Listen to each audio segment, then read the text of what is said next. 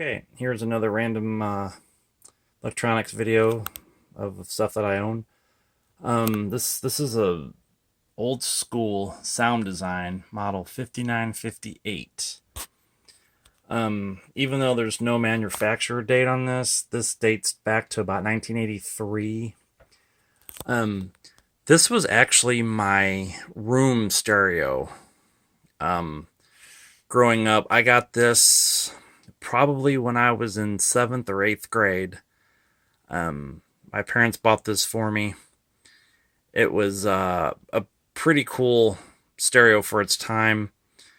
It was part of a larger, it actually had a rack that it slid into, and the bottom part would hold cassettes, and the very, very bottom would hold records. But that's since long gone. I'll get to that story in a minute, but basically this was my main stereo from about 1983 till about, I would say, 1997 or 98. I used the crap out of this thing. And as you can tell, I wore out the cassette door. It's completely gone. Anyway, it's pretty cool. It's got the, if this thing would focus, it's got a little tuner. It's got a tuning needle. And of course it's got an analog tuner, no digital. It was around back then, but this was just. And then you got your power, your AM, your FM, record player, cassette, and 8-track. Yes. And then you got balance, volume, treble, bass, and then speaker. You can have another set of speakers hooked to it. So like if you have this upstairs, you can have a set of speakers downstairs. Loudness control, high filter, which is basically just, it lets more treble through the system. It even have the ability to, you can plug microphones in and record. And of course you can control that all over here, different levels. You can see it's pretty dirty in there. This was sitting in my parents' basement after I moved out, and it just sat in the basement, in the corner of the basement. And it had the rack at the time, but it got damaged, it got wet, it got all rotted, so I just pitched it. But anyway, you were able to control the level with the recording. And even if you record it off the radio, you can adjust these pretty good. I always leave them at 5. That seemed to do pretty good with the recording off the radio. Also has a clock, has a timer, and the cool thing with this is that you can hit the sleep button, and it would actually it for 59 minutes the radio, you could leave the radio on, kind of like an alarm clock. You could hit sleep, and it would, for 59 minutes it would play the radio, and then after then it would turn itself off. Actually has a timer setting. You can turn it on right here. That you can have it turn on at a certain time. So you can have it as basically, it could have been an alarm clock. And I used it a couple of times, but even back then I like to use snooze. So when this would come on, you just have to get up and turn it off. So, and then of course here is the 8-track player. There is the program indicator lights, and of course there's the program button to change it. So yeah, I mean, it's still pretty cool. Like I said, this was my main stereo for years. The original speakers have since disappeared. Actually, I take that back. They got destroyed. They were tower speakers. They sat on the floor, and they were tall speakers, but the problem is that as big as those speakers were, there was only a little tiny, like 5.5 or 5.25, whatever it was, at least a 5 or a 6 inch speaker inside of this thing. And back then, I didn't really care. I just wanted a house or a room stereo that had cassette. I could record music onto a cassette. So those speakers, they were down in the basement too, and the bottoms of them got soaking wet. So the bottoms of the speaker uh, cabinet were all rotted out and stuff like that. You know, all the moisture for years in the basement. So what I did temporarily was I have these Fisher speakers that I did a couple videos back. I did one on the Fisher receiver radio. You can probably backtrack my channel and find that review. So I got one on the left and I got one on the right. And actually, it has a record player as well. It doesn't work. I've just temporarily turned this thing on real quick just to make sure it wasn't going to catch on fire or nothing. So I try to get the record player to work. It won't. You can tell the top of this is pretty scratched up for being over the years. And anybody, if you're from the St. Louis area, you definitely know this radio station. And maybe people that aren't in the St. Louis area probably have heard of this radio station. I put that sticker on there years and years ago. It's nice to see it's still in good shape. So, anyway, I'll take this off real quick. It doesn't have the hinges on it no more, so it just lifts off. So, it doesn't work. I don't know what's up with it. It's probably just seized up from it sitting for so long. And believe it or not, even back in the day, I didn't use this a whole heck of a lot. I didn't have any records. I was more into, in the early 80s, it was more 8-tracks and it was cassettes. And you could record the 8-track onto the cassette. So I'd spend hours in my room recording music off radio, off the 8-tracks. And also, this was back before dual cassettes.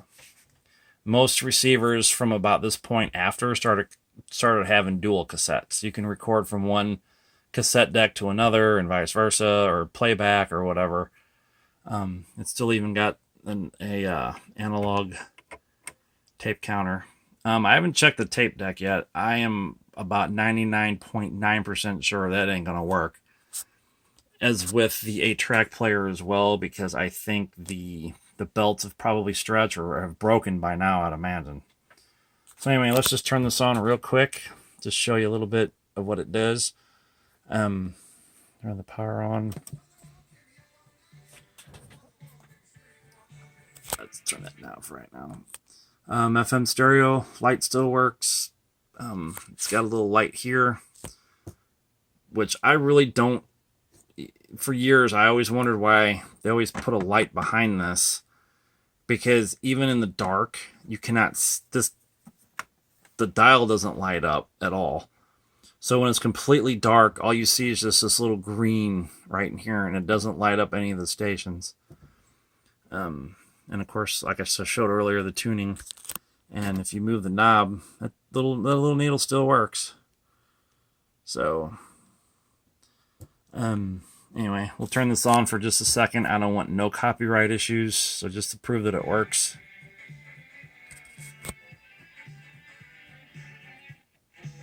And for some reason, I lost my right channel. Oh well. There we go. Yeah, I'm sure these controls need to be cleaned. Like I said, this is the first time it's been on in probably since the late 90s, I'd say. Alright, so let's see what else we got here. Tune that in. Come on, baby. I'm gonna have to clean these controls.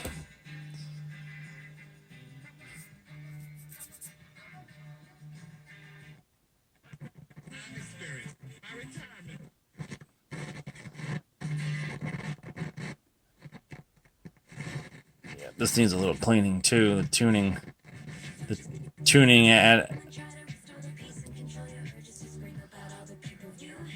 So yeah, the tuning thing needs a shot of cleaner too. I was just seeing if the stations are still accurate,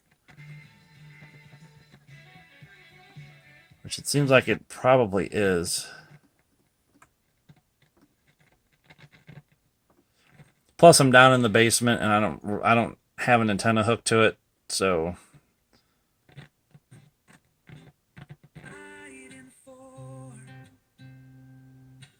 So, all right, so we're gonna shut that off. I don't want no copyright things. So that's basically it with this thing.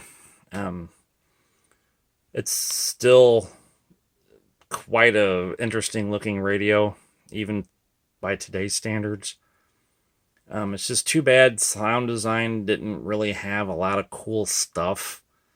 And that was the other bad thing with this stereo. Even though, I mean, that volume knob and the volume numbers look like this thing would crank really loud, but it never did. But now I never tried it with another set of speakers, just the speakers it always had. Well, sometime maybe I'll try to see if it'll get a little louder with these Fisher speakers. It might, I don't know. But these things only had maybe 20, maybe 30 watts of power. That's not enough really to do anything with. A couple years after I got this, my brother got one, and it was a better one. It had dual cassettes. It actually had a drawer underneath it that would hold cassettes. And his speakers were a little bit taller, but they were still tiny. And even as cool as that stereo system looked, it just had no sound whatsoever. I mean, it was just, oh, and that one had a graphic equalizer, and you never could get any decent sound out of it. He bought it on a whim. He thought it'd be a really good stereo, and he was very disappointed with it. So my buddy across the street my buddy across the street had a rack system, and his came, I believe it was a Sears, and you would put on one, the volume you'd put on one, and that thing would shake the bedroom. You put it on 3, it would shake the house. And I actually have that stereo, and I have the stereo and I have the speakers, but the volume slider is broken, so I can't turn it on or do anything with it. So anyway, I'll have to do a video on it. It's not going to come on or play or anything, but I can at least show what the front of it and stuff like that. And that one did have electronic tuning. That one, I don't remember if it was dual cassette. I think it is. And that was a rack system. I still have the rack it sits on top of. It's even got little wheels on it. Like I said, I still have the speakers to it. So, and my wife, I'll have to do a video on this other one too. My wife actually has a Pioneer system that will really rattle a house if you'd want it to. I'll have to do a video on that one pretty soon. But anyway, I think that wraps it up for this one. So anyway, if you like what you're seeing, go ahead and click subscribe. I'll have some more videos to upload pretty soon. And again, thanks for watching.